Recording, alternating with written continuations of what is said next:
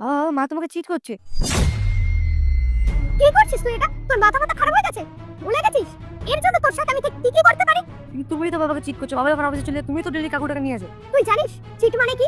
যত বড় মুখ নয় তত বড় কথা না। তোর বয়স কত? হ্যাঁ, ভুলে গেছিস আগেরবার তোর সাথে আমি কি করেছিলাম? বেশি বকবক করবি, অন্ধকার ঘরে নিয়ে গিয়ে না বন্ধ করে রেখে দেবো। ফোনের কথা তো ভুলেই যা তুই। কাউকে বলবো না। যা। আরে কুসুম, তোমার এই ছেলে কোনোদিন কেস খাইয়ে দেবে আমাদের দুজনকে। কি বললে? আমার বাচ্চা মানে? ও কি আমার একার বাচ্চা নাকি? ভুলে যাও না, ও তোমার আর আমার বাচ্চা। আরে ইয়ার কুসুম, ভুলে গেছিলাম আমি। সবকিছু না এত ইজিলি ভুলে যাও না, বুঝতে পারলে তো? চলো বাদ দাও, ঘুমাই। আদি ফোন করছে। আদি এসেছে। তাড়াতাড়ি ওঠো। তুমি বলে 3-4 দিন পরে আসবে। আরে আমি কি করে বুঝবো? আমিও তো জানি 3-4 দিন পরে আসবে। এখন চলে আসবে কি করে বুঝবো? তুমি যাও, তুমি কোথাও লুকিয়ে পড়ি।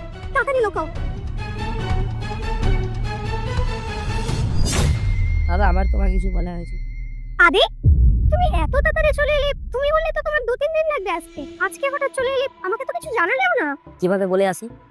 কারণ তোমাকে আমার সারপ্রাইজ দেওয়া ছিল, তাই কিছু বলিনি। তাই? কি সারপ্রাইজ গো?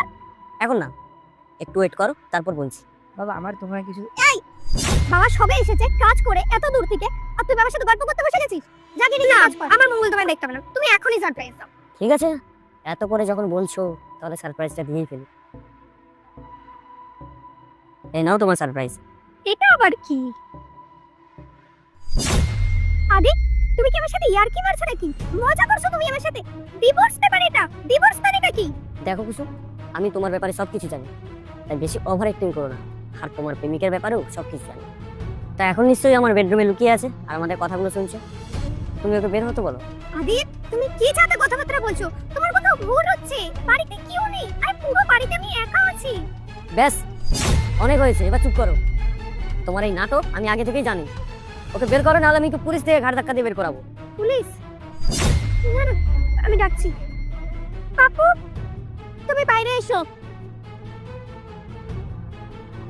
আদি, আমি সবকিছু তোমাকে ক্লিয়ার করে বলতে পারি। তুমি একটু ঠান্ডা মাথায় বসো, আমি বলছি। কি বোঝাবে? হ্যাঁ, যে ও তোমার কেউ নয়?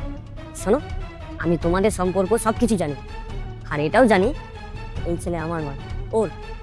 আদি, আমার কথাটা তুমি একবার শোনো। কি বোঝাবে তুমি? হ্যাঁ, কি বোঝাতে চাইছো? যখন তুমি ওকে পছন্দই করো, তাহলে আমাকে কেন বিয়ে করলে? আমার জীবনটা কেন নষ্ট করলে বলো? আসলে কি বলতো, আমি ওকে খুব ভালোবাসতাম, আর ও আমাকে ভালোবাসতো। কিন্তু আমার ফ্যামিলি এই বিয়েটাকে মেনে নিতে চাইছিল না, খুব প্রেসার দিচ্ছিল।